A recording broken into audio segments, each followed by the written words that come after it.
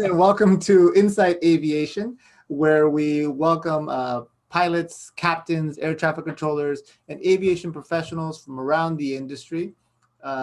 Today we have a very special guest, Rob Dumovic, who I've had the pleasure of meeting and getting to know at the air shows. He's got a really interesting background in aerobatics as a flight instructor, and just has a really interesting point of view on becoming a professional pilot. Rob, why don't you introduce yourself?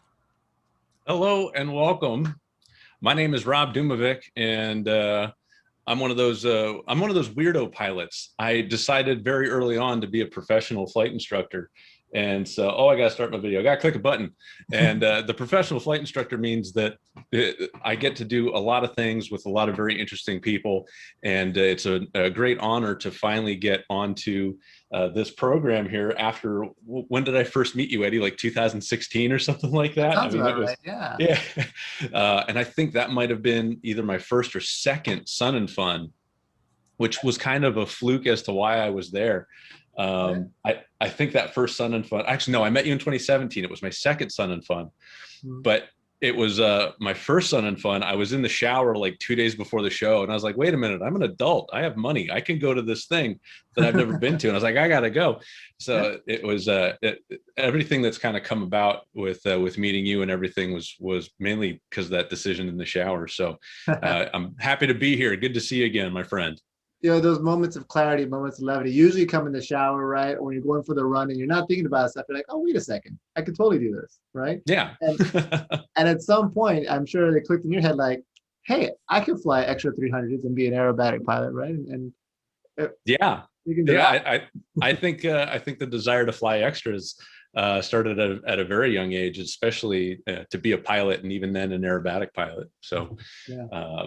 But yeah, I mean, my desire, my passion for aviation started when I was about this many, and I saw the movie Top Gun, and I was like, man, that's awesome. I want to go fly fighters. And I think that has happened to a lot of people who are in the field right now. They saw, Top Gun at a very young age. Yeah, at our flight school, we actually, in this hangar, you see that the movie screen in the background? We've actually had screenings of Top Gun on that in the hangar. Yeah. I think that's the way to go. Yeah, absolutely. And it usually is a story like that, right? Someone's very young, something interesting. Let's start there. You got interested in aviation at that years old. Was it seeing Top Gun? Do you have any family members or any other exposure to aviation outside of that? No family members. I'm the first generation pilot for the Dumovics. And I took my first airplane ride in a Cessna 172 with a family friend when I was in the 7th or 8th grade. And I already knew at that point I wanted to be a pilot. Nice. And then fast forward, applied to 2 colleges, the Air Force Academy and Kent State University. Oh, didn't quite do the right things to get into the academy as far as, get good grades, but made it to Kent State University, which has a fantastic flight program, and earned all my, oh, you did? Yeah, I'll come back to that, but please continue. I obtained all my licenses and ratings at Kent State, but I say that I learned to fly at my hometown airport because that's where I first got into tailwheel flying. My mentor, John Dye, had convinced the airport owner, who was rather brand new, he'd bought the airport probably a year or two prior, he convinced him to purchase a 7 ECA Citabria. And when this thing showed up with a starburst paint scheme and blue and white color scheme, I was like, that is awesome. I can't wait to fly it. And I was the first person to go through the tailwheel program. Nice. Now, John Dye is a master CFI, aerobatic. He's retired now, 7576 captain for United. He runs an upset recovery training school in it's kind of Boardman, Canfield, Ohio area, Youngstown, Ohio area. Okay. And I got to be the first one to go through that program. Then when he convinced them to buy a super decathlon, I was the first one to go through that program. Nice. And that was where I really learned about flying airplanes, because for the first time, I was in an airplane that would talk to me and tell me what it wanted. And all this talk previously about adverse yaw, and you put the ailerons to the left and the nose goes right, I never saw it until I first got into that Citabria, climbing out, went to turn crosswind, put the stick to the left, the nose went to the right, and I went, that's what my feet are for. I was already a commercial single engine pilot working on my multi, and I didn't know how to use my feet flying Cessnas my entire career. Sure. And what I learned from that was that the airplanes have their own language, and some of them are loud talkers, some of them are whisperers, some of them are close talkers, some of them are frankly psychotic ex-girlfriends. But in all, if you learn their language and how they're communicating what they need, that will make you a better pilot in knowing how to put in a rudder input with a stick input, or how to change power with an elevator input, and all these other things that the airplanes want and need to make us a better in-tune pilot.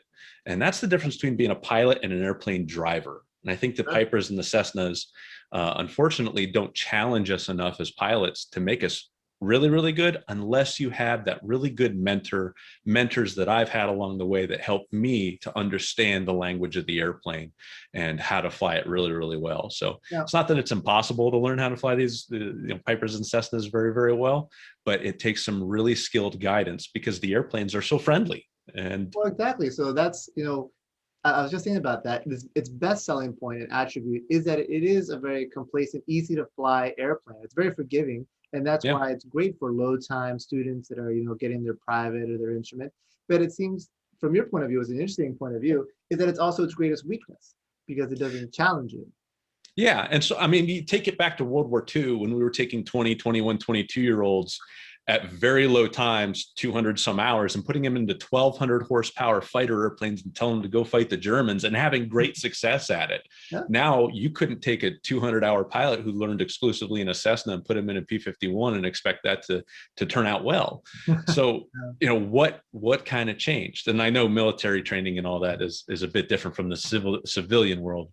But that doesn't mean that we can't still have high standards and adapt the way that we're teaching to make sure that we're giving pilots the skills that they need.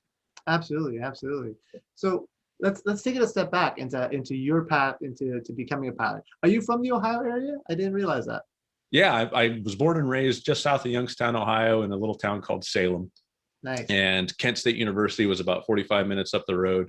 And they have a fantastic flight program out there that I was very proud to be a part of and to teach there after my before and after my graduation. And I also got to teach at my hometown airport and fly with some of the local pilots in their tailwheel airplanes as well. Nice. For everyone that's watching, please let us know where you are, what city you're in the chat, or if you're watching us on Facebook. I think you're streaming this also on Twitch and anywhere else. Yeah. So nowhere else right now. Okay. So right now I'm in Boston. You're in Boston. And I got hired here by the totally awesome dude, Michael Goulian, to take over the aerobatics program, which is I still can't quite figure out how it all worked, because there was one day I had been teaching at the university. It was 2013, and I was starting to get a bit burnt out. That can happen in the education world. And was preparing my resume and looking for other opportunities. I was going to go fly cargo. So I had a fresh resume ready, and I'm scrolling through Facebook, and I don't remember ever adding Michael Goulian as a friend, ever liking Mike Goulian air shows, none of that. But there was this post, Mike Goulian Aviation. Actually, it was Executive Flyers at the time, looking for an aerobatic flight instructor, must have time in super decathlons and extras, send your resumes too.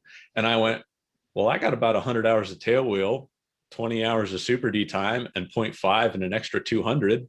Yeah.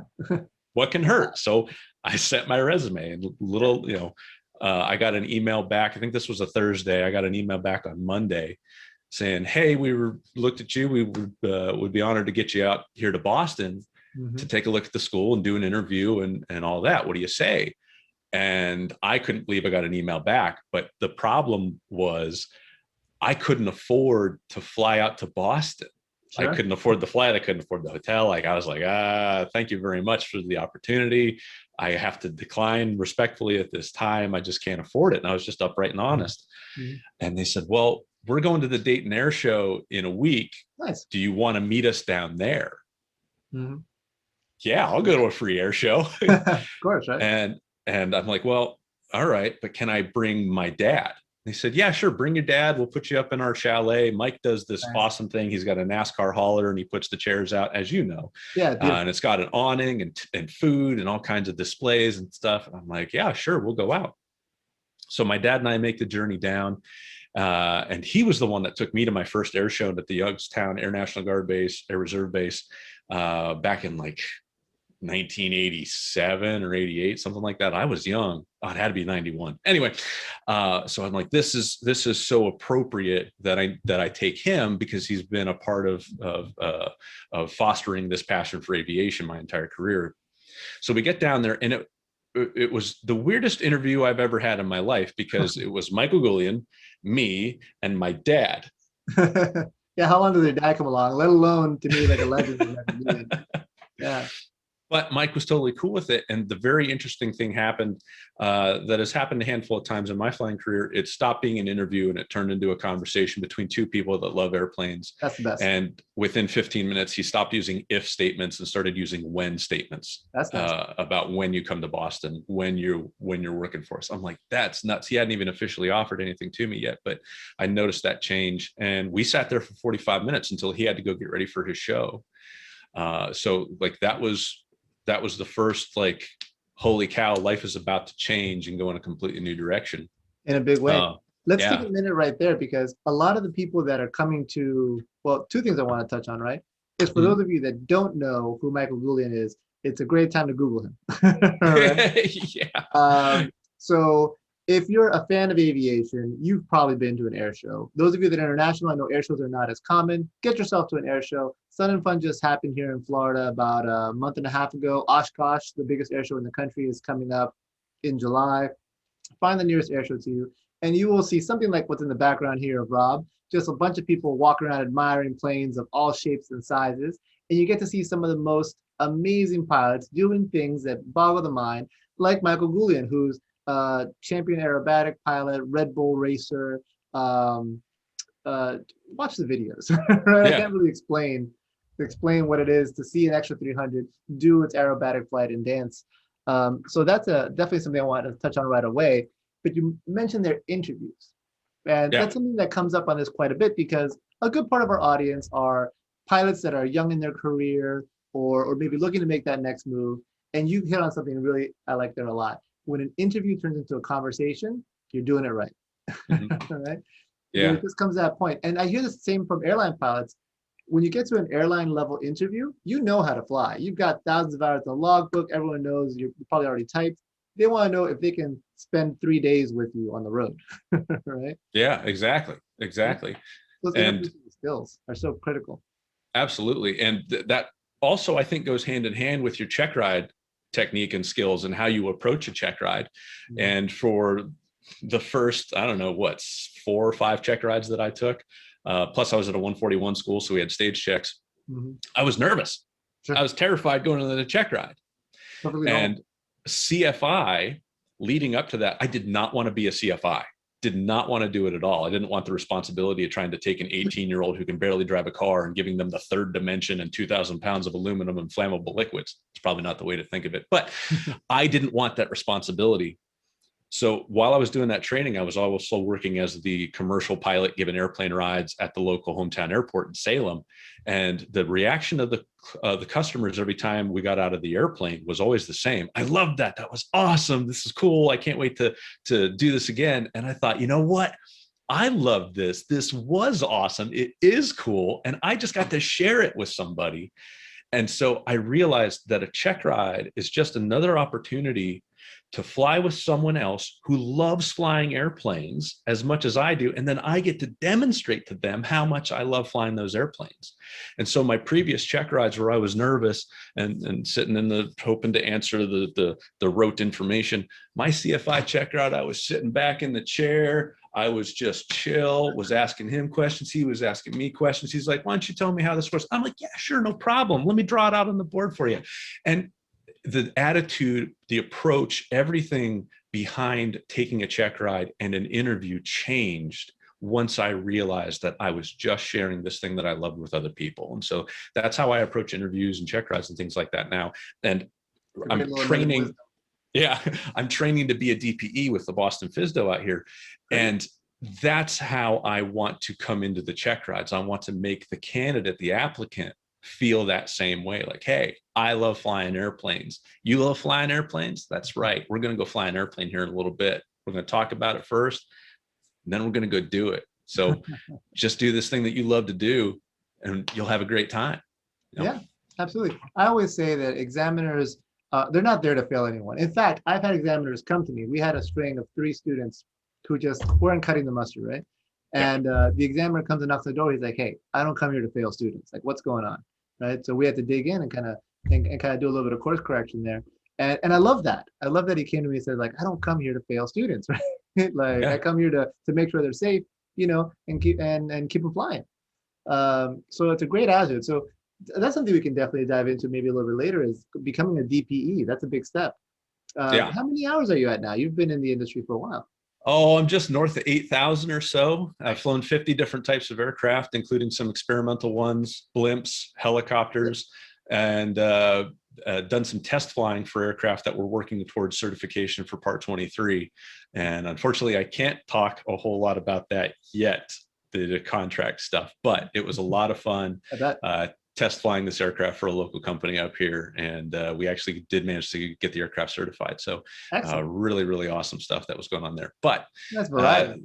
yeah, I mean, it's you take an opportunity to fly and gain as much experience as you can in all these different airplanes, and you start to see how they're all really the same. They all behave the same way, and it's very rare to have one that's performing differently. And I'm saying that in the most general sense of up, down, left, right. Sure. That's interesting. So 50 types. Do you have a favorite? I mean, I know you specialize a little bit, but Well, the extra. right. The extra is just a magic carpet, and it's a create your own roller coaster if you want. It's a go fast. It's not exactly comfortable. It's very raw, and because it's raw, it does exactly what you tell it to do, whether you mean to be telling it to do it or not. One of my favorite aircraft to fly actually was the Goodyear Blimp, and I've flown both versions, the Zeppelin and then the previous dirigibles. And the early one before they went to the Zeppelin was very interesting. It did nothing fast. You put in massive inputs and you just sat there and waited, and it was super fun to grab a bunch of beta in flight and bring the thing to a stop and just hear the props and then just bring it back forward. Just a super awesome, unique experience all around. And then the new Zeppelin has all thrust vectoring, rotor heads, prop heads, and it's a side stick fly-by-wire thing. Super cool, but a completely different animal than the other Blimp. So it was such a different way of flying that it was super fun. Is this the Goodyear Blimp that's in Akron, Ohio? Yeah. So I flew both the Spirit of Goodyear. I think they were both. Spirit of Goodyear, Spirit of Akron, November 3 Alpha and November 2 Alpha were the two that I flew. And I didn't get to fly the Zeppelin actually until it came out to Plymouth. They were doing a tire event for some of the local tire dealers, but my college commercial and multi-flight instructor was the chief pilot for the Blimp. And so he called me and was like, "Hey, we're going to be in Boston. You want to come out?" And I said, "Yeah." So I took the decathlon down and I gave all their pilots a ride in the decathlon. And they gave me a ride in the Blimp. And Very so cool. that's how I got into that one. That was a lot of fun. So small world. The reason I mentioned Ohio, my wife is from Cleveland, from Macedonia. Oh, very good. Yeah. So Kent is the nearest airport, and her uncle was actually a professor of art and painting at Kent State University. I definitely wouldn't have met him, but that's awesome. You're right. It's a small world, right? It is, and it's a great little town. I really enjoy it. And when we flew up last year in the middle of the pandemic, when we got to get away, so we actually flew up a Seneca and landed at Akron Field. And I didn't realize that Goodyear was right there, and there's the big hen and all that good stuff is like right there. Beautiful airport. Oh yes. Yeah. So yeah, it is a super small world and a beautiful part of the country to fly around. Yeah, absolutely. And of course, I think most people that have dabbled into aerobatics started with the Citabria, right? Yeah. I'd say maybe 10 years ago, we had an opportunity to bring a super decathlon into the flight school here at Women Aviation at Opelika Airport. We brought it in because at the time we had this great pilot, Sasha, if you're out there watching, he's a Gulfstream pilot now, but he was Embry-Riddle Aerobatic team. He's like, "Yeah, I'll be your upset trainer, instructor." And my brother and I got a chance to go up there, fly Citabria, did my first aileron rolls and all that kind of stuff. And we were hooked. My brother signed up for Aerobatics magazine, and we're like, "Yeah, we're going to do this." right? And There are street drugs that are cheaper than getting hooked on aerobatics. That's the problem. right. Is it's a very Yeah, yeah. expensive sport. I have to admit though, I probably did like 2 aerobatic flights, and then life happens, right? Yeah, And absolutely. Sasha, after about a year, he did his transition and ended up flying corporate. So that's the time we got less and less work until we kind of passed it back to the owner. Um, Yeah.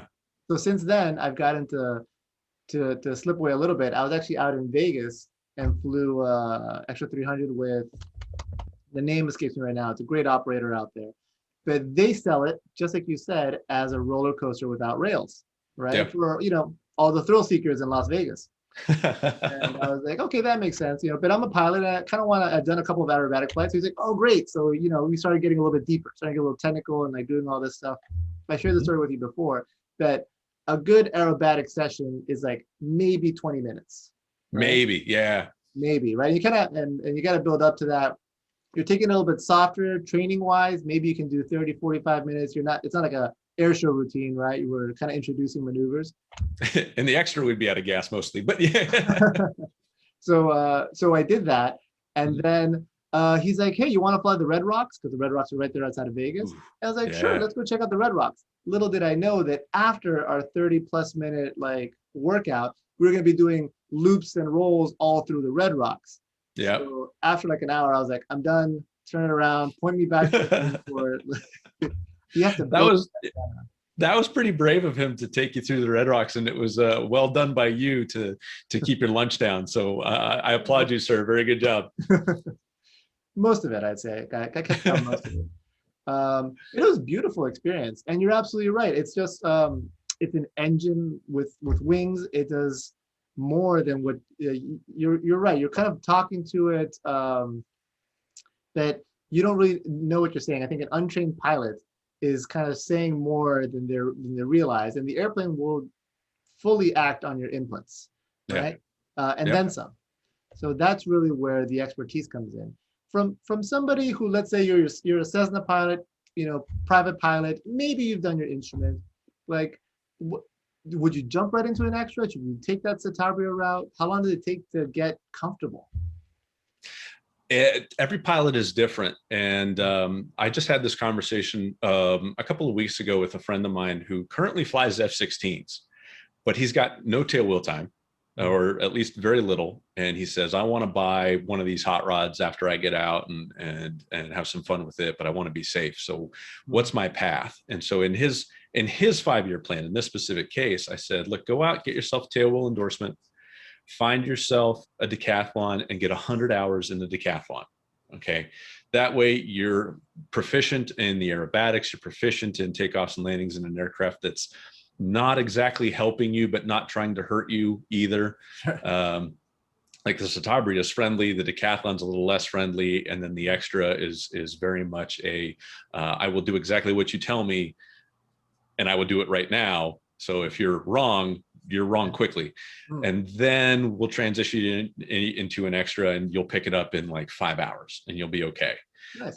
To go from a 172 to extra and extra proficient, I did have somebody transition to takeoffs and landings at 125 hours and be safe in the aircraft after about 15 hours. But that was us being very specific and flying really just exactly ground reference maneuvers, steep turns, stalls, all the private pilot level stuff, and then coming back and doing 5-6 landings at a time, and then putting it back in the hangar. So those flight profiles were very specific. You do this the same way every single time.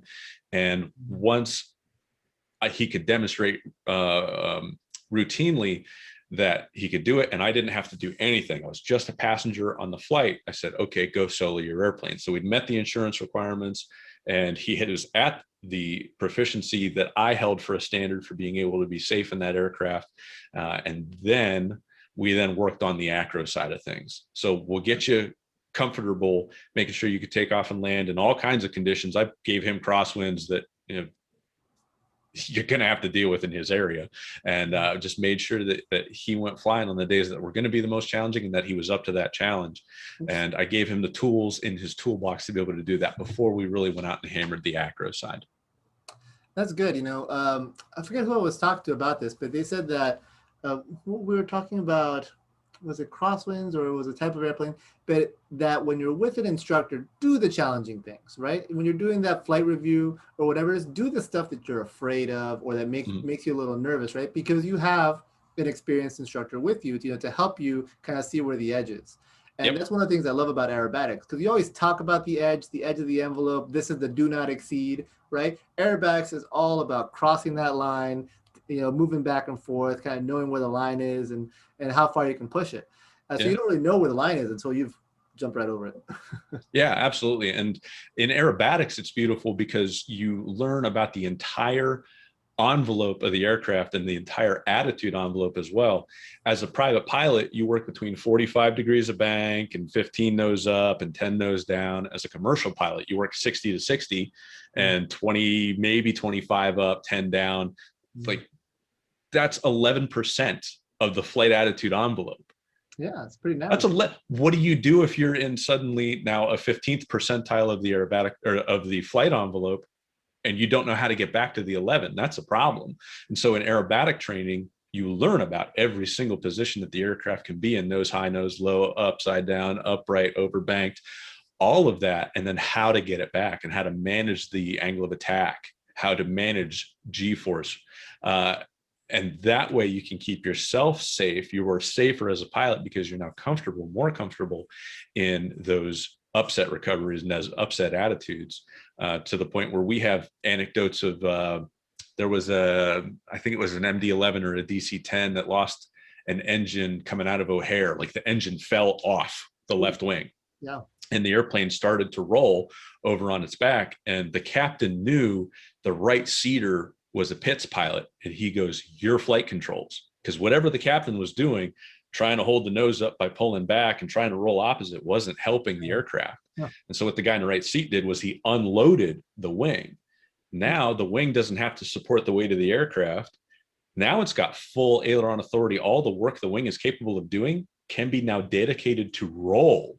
And so they were able to correct the roll, the bank angle, and get it back towards level flight and save the aircraft. And this was, I think, back in the late 80s, early 90s. But there are stories, at least, where a good cockpit crew, understanding what the capabilities of each seat are, can delegate in times of stress to the other person who's got more experience. And you look at Jeff Skiles and Sully. That was Jeff's leg. Sully took it. Okay. Well, Yeah. he had more experience, and we see how that turned out. So to go out and get this training that is outside of the normal path of private instrument, commercial, multi, CFI, and then I get 1,500 hours on at an airline, Sure. makes you a better candidate, a better prepared pilot, and better able to handle these situations that are completely outside the normal. And our safety record in the aviation world is so good because we do regiment everything. You fly in this box and you don't deviate from it, from whatever takeoff, cruise, descent, landing, from whatever phase of flight you're in. But things happen. Mother Nature doesn't care, and she'll take you outside that box. It's up to you to have the skills to be able to fix it. That's a great story about that Chicago flight. And you know what you make me think of? So right now we're in a special moment in the aviation industry, right? We went from a massive shortage where everyone was going through that straight pipeline, private instrument, commercial, CFI, handing over to the airline at 1,500 hours. And I have to admit, that's our main product here at Wayman Aviation. We take students from zero to hero in a year. You do another year, maybe two as an instructor, and we have 5 airline partners, right? Yeah. But right now we're in a moment, right, where there's still pilots that are furloughed. That pilot shortage is coming back really quickly, though. I was talking to a VP of American Airlines Latin America just last Wednesday, and he said there is no pilot shortage. I'm hiring 300 pilots right now, right? Yeah. But for those of you that are out there and you find yourself, maybe in that weird spot where you just got your CFI or you just got your commercial, you're not at the hours really to apply for the airlines. Now is the time to expand your personal envelope as a pilot, right? Now is the time to pick up that tail wheel rating, a little bit of aerobatic, try to hand at gliders.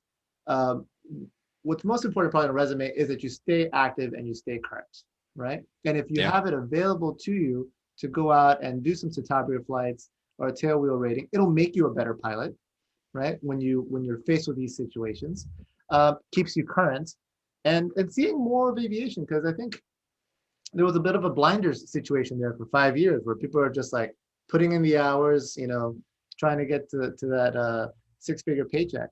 But this has given people, I think, whether they wanted it or not, the space to explore aviation a little bit more.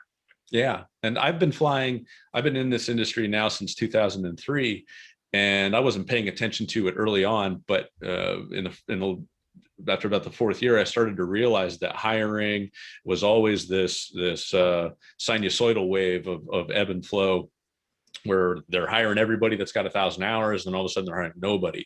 I know a guy that got a Learjet job at 250 hours. That was back in 2005, and then starting 2008 with the real heavy downturn of the economy, sure, everybody stopped hiring, and so now you had this CFI pool, especially at the university level and at your location there, where you didn't have 1 year CFIs. You had guys that were there for 2 and 3 years, and in that time, they managed to gain a level of experience beyond definitely a brand new CFI. Yeah. And they were teaching better and better techniques, making better and better private pilots.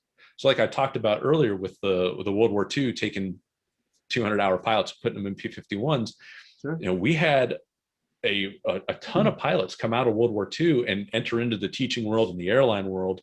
And all the airplanes were tailwheel airplanes. You didn't really have tricycle gear airplanes till the 50s. And you made really safe pilots. Mm-hmm. And those really safe pilots made the next generation of flight instructors and the next generation of pilots. But let's say that from instructor A to pilot B, you have an instructor who's really good, and they're able to communicate and transfer 90% of that instructor's skill into their student. And over the next 5 years, that pilot gets up to 95 or 98% of where that previous CFI was. And they make the next generation of CFI, who's now 90% of their 95%. That's true. So you can, so you can see how generationally we get this decline. And then you throw in factors like adding tricycle gear to the airplane and making them easier to handle, and more autopilots and more technology. And I'm not saying that stuff is, I'm not saying automation is bad. I love it. Use it properly, yes, and still enhance your skills and your hand flying skills. But you can see how generationally we get this loss.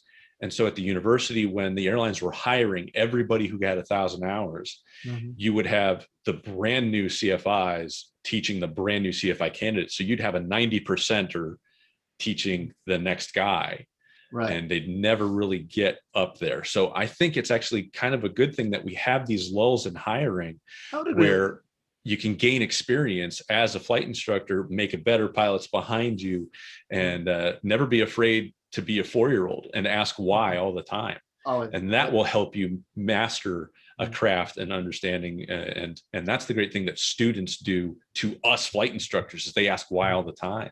And it's our job to not say because I said so, but to actually go, here's why, this is the pieces and parts, how it all interacts. And this is how it interacts with, say, steep turns, and how steep turns affect your ground reference maneuvers, and how ground reference maneuvers make your traffic patterns, and your landings come from flying a good, consistent traffic pattern, sure, and being in the same spot every single time over that runway, where you do a power off stall at 2 inches.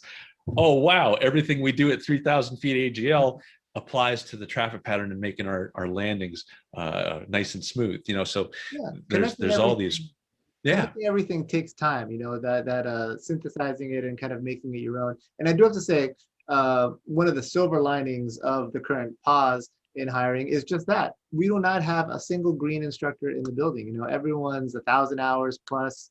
We're lucky to have had that extra year with our senior instructors. It's helped us kind of reinforce a lot of our standards and our operating procedures and all these things. Big shout out to our team leaders who have really been putting in that effort to make it happen. And I know that the hiring is opening up, right? So we're probably going to lose a good portion of them, but it's bolstered the entire system, right? It's bolstered the entire system because there was a moment there where I was pretty nervous, and we were actively going out and recruiting retiring airline pilots and 135 pilots and saying, we need the senior guys that are not running off to the airlines to keep the standards, be our stage check pilots, and your assistant chiefs. There's probably every flight school in the country probably has a part-time chief pilot, because they're, for the most part, they were, flying 135s and Gulfstreams or airlines on the side. Yeah. So it is a weird place right now in the flight school industry. But so now, so you're with Michael Goulian now, or is that No. prior? So that was prior. Yeah. So I'll run the slideshow here, and we'll take you through Oh, please. Yeah. a little bit of the history of. Oh, of course, you opened the presenter view. And I'll change it here. Boom. This is exciting because we usually don't have presentations like this. So I'm going to kill my video here and let Rob take over the screen, and we get to see a little bit of what it's like to be at Executive Flyers, Mike Goulian's Aerobatic School. Yep. And this is standby one. Let me just do. And for those of you out there on Facebook, in the Zoom, on Twitch, go ahead and put your questions in the chat, in the comments. We've got Guillen checking the comments out on the Facebook, and he's going to feed them back to us. So we can do a little bit of Q&A with Rob before the end of the hour. Yep. Excellent. So this is actually my first aerobatic practice, and the gentleman that we're seeing on the right-hand side is a former Air Force F4 pilot and retired FedEx captain named Mark Nathanson, and he was the previous aerobatic instructor at Executive Flyers. Everything I have right now in my life is because he left. So they were hiring. And he's talking with Vanessa, who is a good friend of mine. She also worked for Executive Flyers. She was one of the first people I met out there.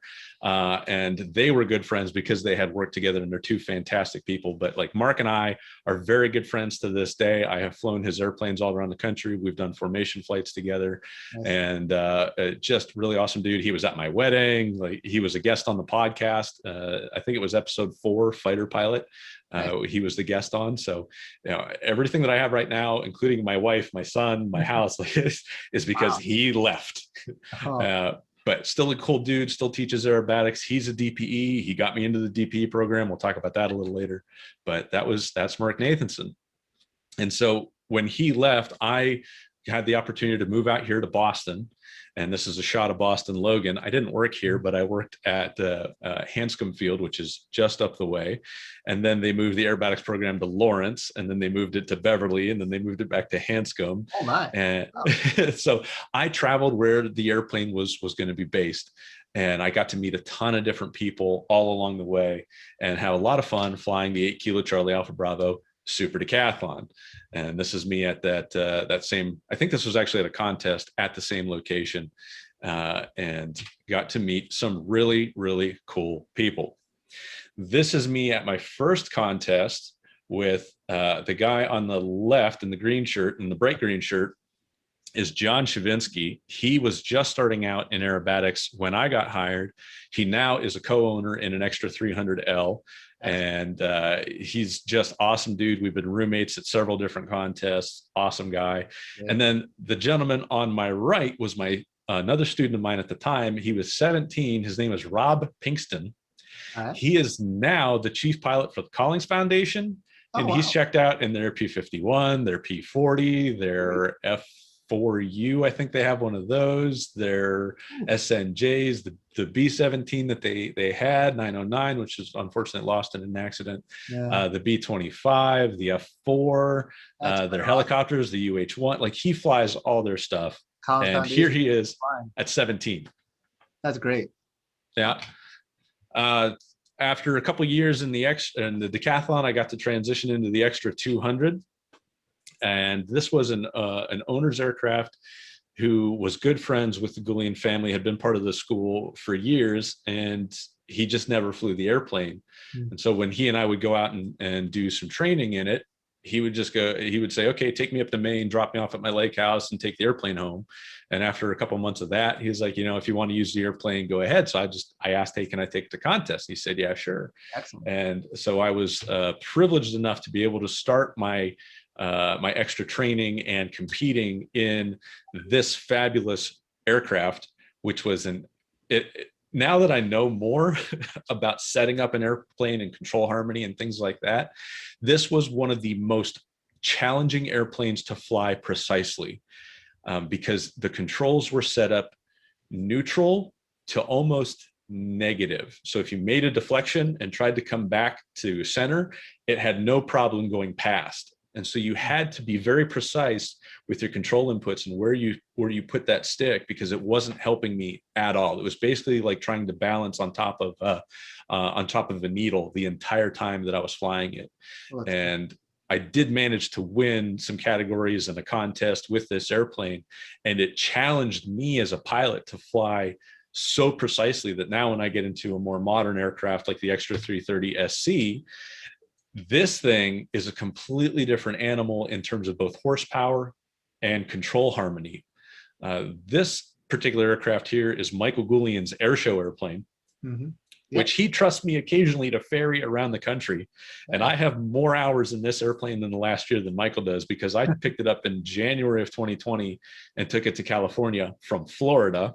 Ooh, then I picked it up in April in California, took it back to Massachusetts, and then took it to the Houston Air Show. And then I just picked it up this year from Sun and Fun, brought it back to Massachusetts, and then back down to Florida last week to for him to fly at the next air show. And this is a completely different animal in its control. Question there about ferrying, right? So yeah, I'm really curious about this, because I'm sure you're fast as heck, but I can't imagine you have a whole lot of fuel. Like, what's ferrying something like this? This aircraft holds about 60 gallons of gas in cross-country mode.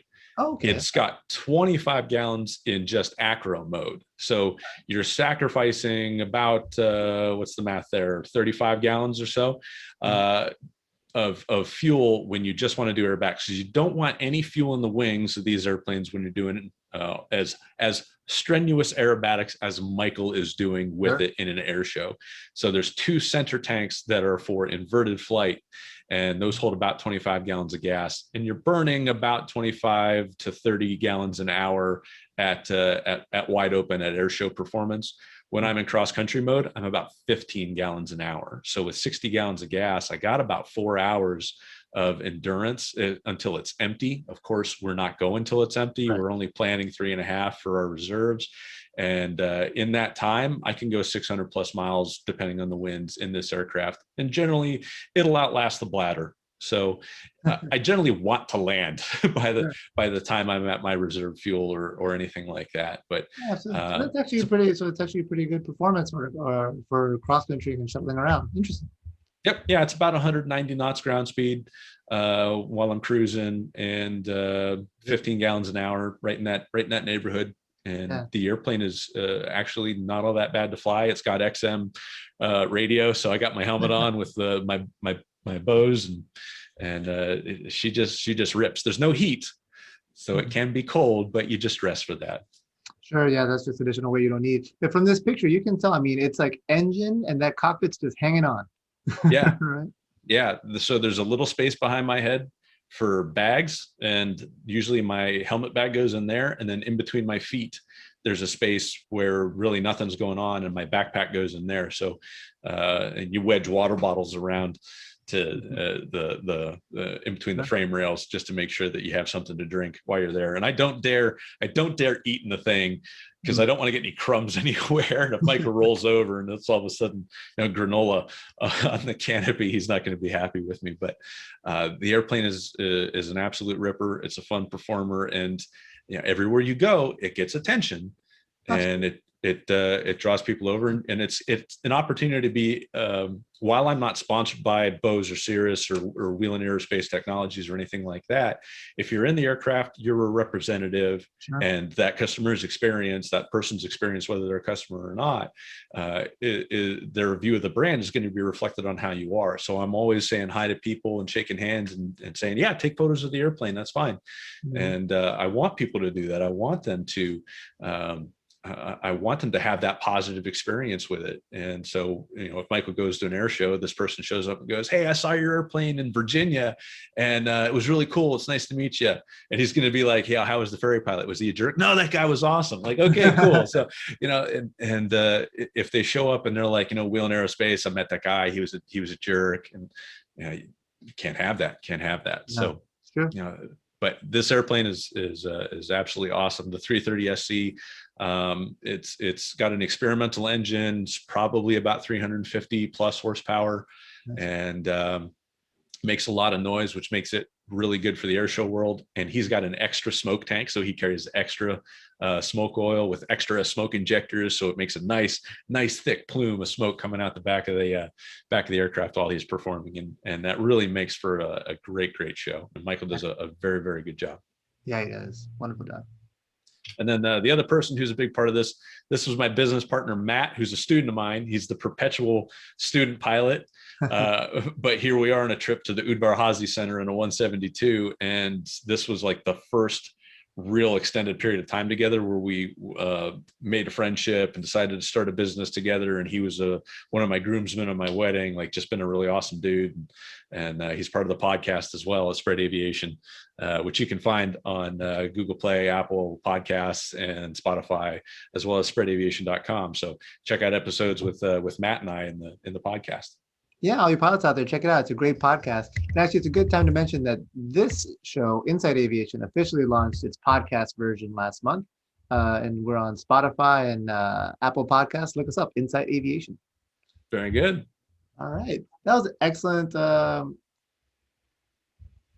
presentation. Just kind of photos to kind of give some context to what we're talking about. That's really nice. Yeah. So let's see if we have any questions cooking up here. Let's see. So we've got Alan Miles, I think, on our Facebook, who wants to know if there's any aerobatic flight training in South Florida. Now, I'm aware of a Dr. Fox in Tamiami who flies an Extra 300.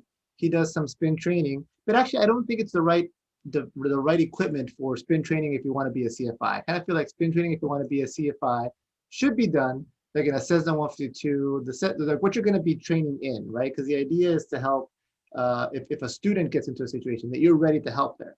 Now, do you have a different opinion on that, Rob? Or I do, and you're not necessarily wrong in the mindset of a train in what you're going to be flying.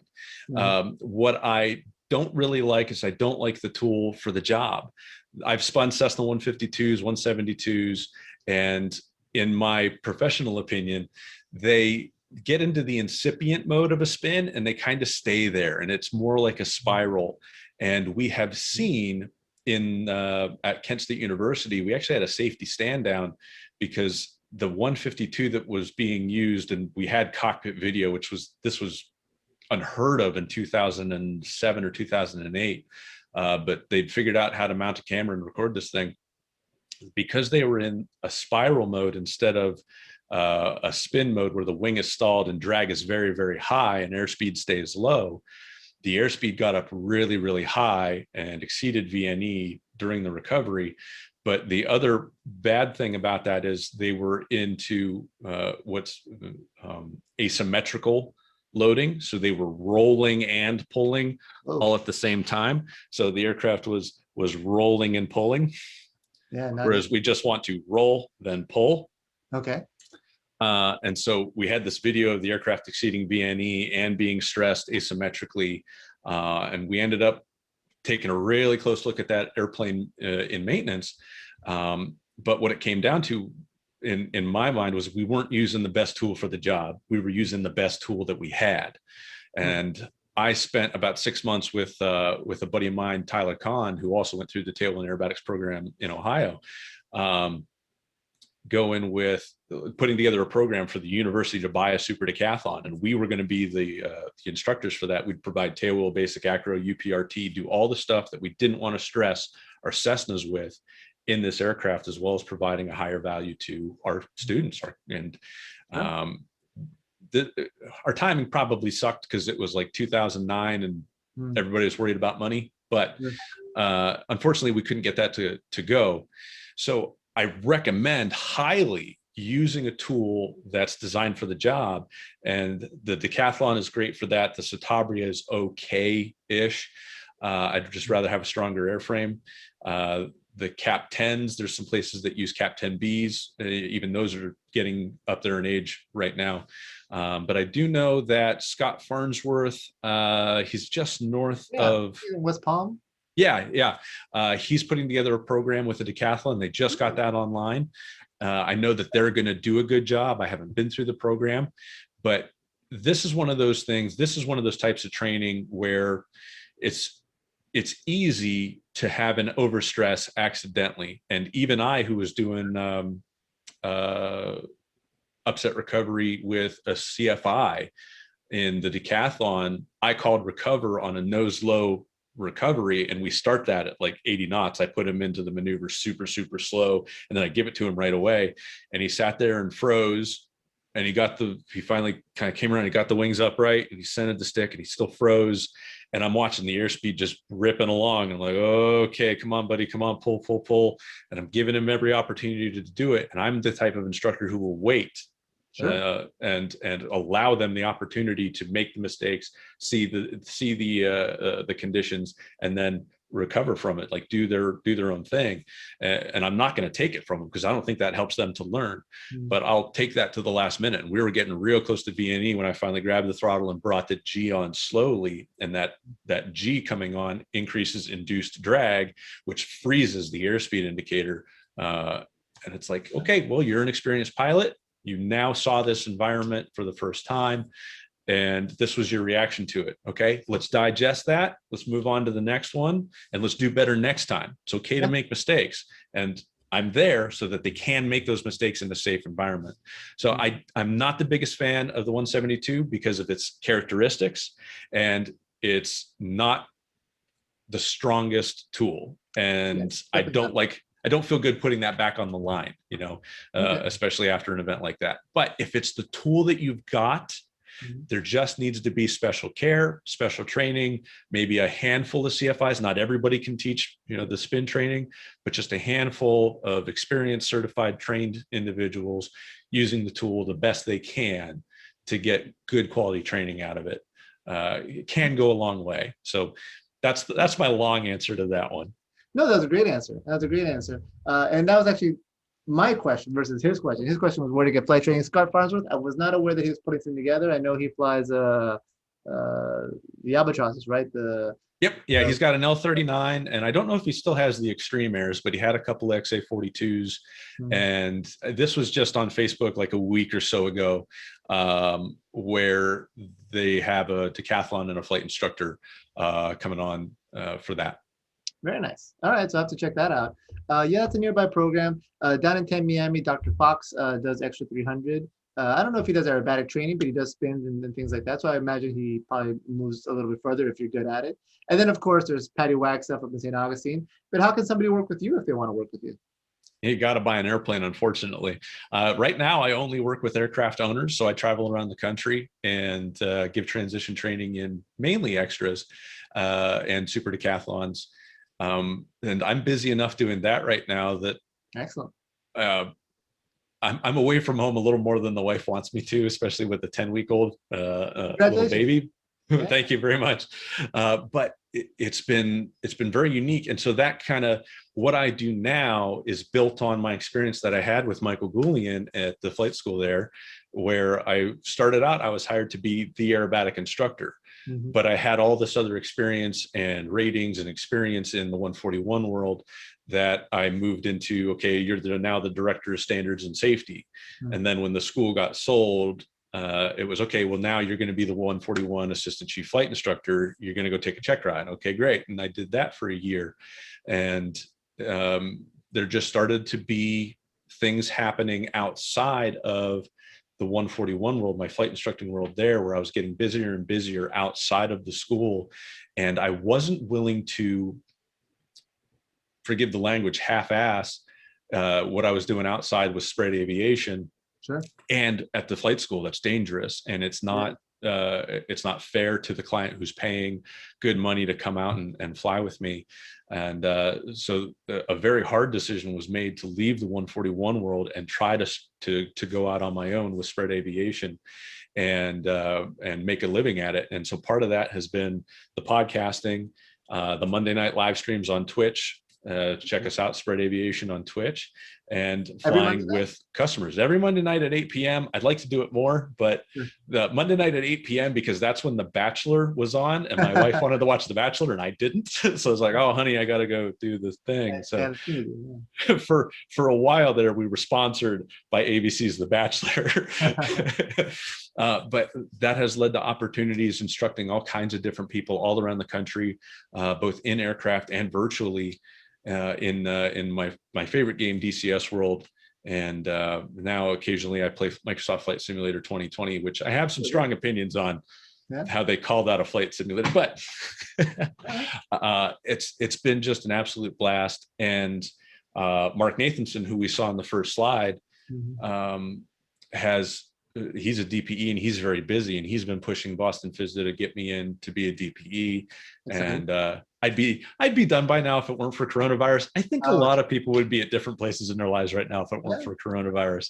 But things are getting fired back up here in this area, so hopefully that'll happen by, I don't know, I'll be optimistic, or maybe that's pessimistic. By the end of 2021, I'll be a DPE out here and be able to give check rides as well. That's excellent. I think people would be very happy to have you in as an examiner.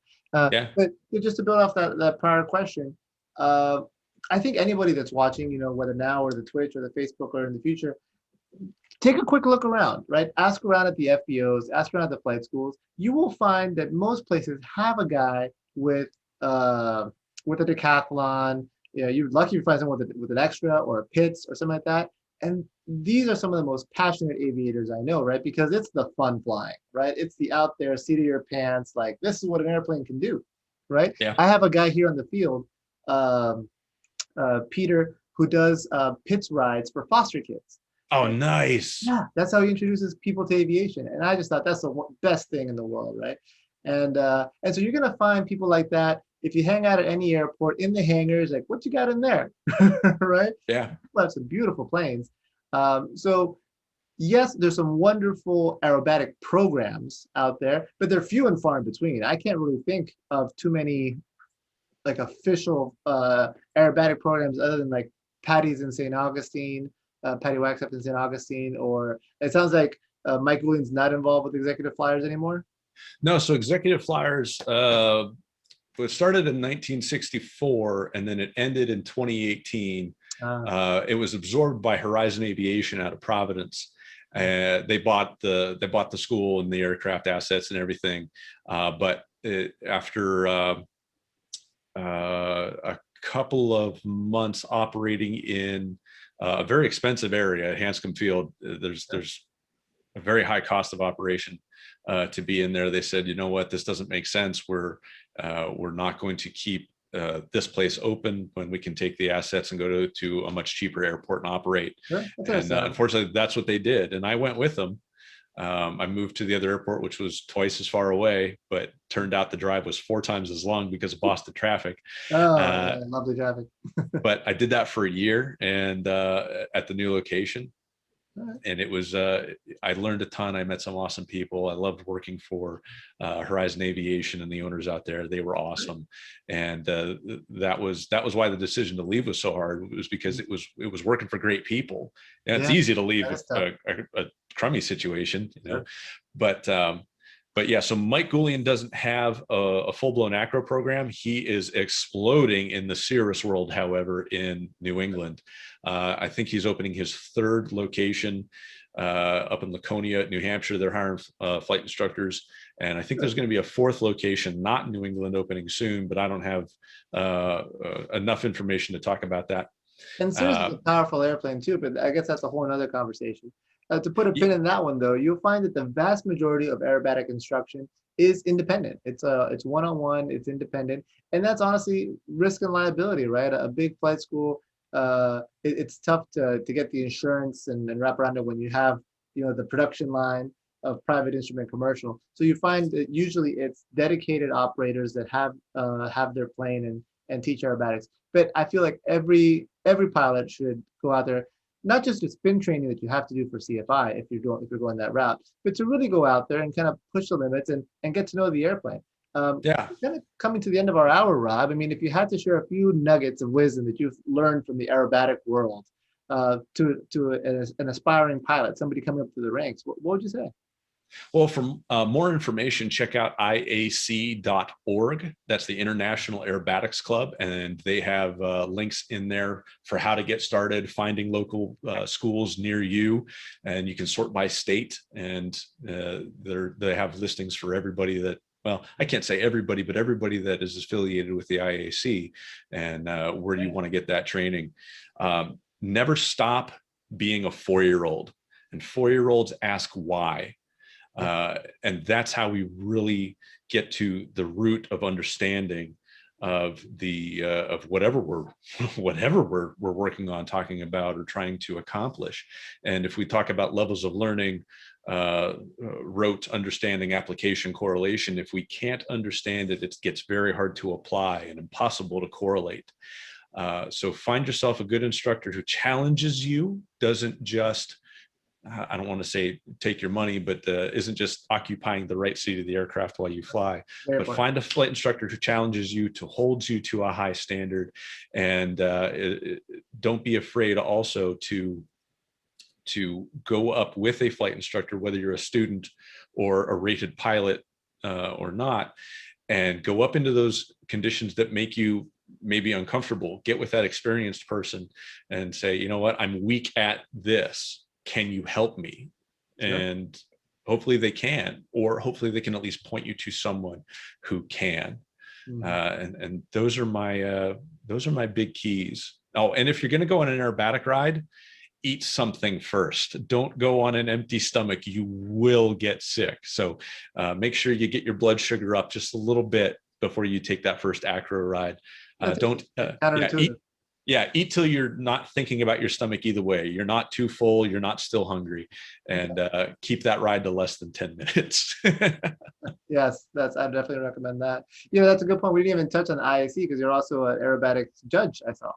Yep, I'm a judge, a coach, and that was what I was doing last weekend, was critiquing for the local IAC chapter. They had a practice day, and I don't have an airplane. So I sit on the ground and I get on the radio and I help the other pilots make their maneuvers look like they're supposed to look.